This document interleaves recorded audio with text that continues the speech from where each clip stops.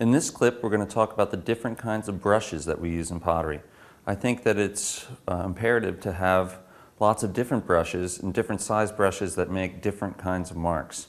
So it's important to have that variety with brushes so you don't have one particular kind of mark. Over here I brought a couple brushes out. We have a bamboo brush that's very wide.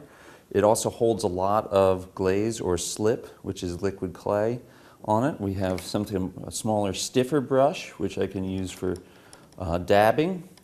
A fan brush, which can make a different kind of a mark or imprint.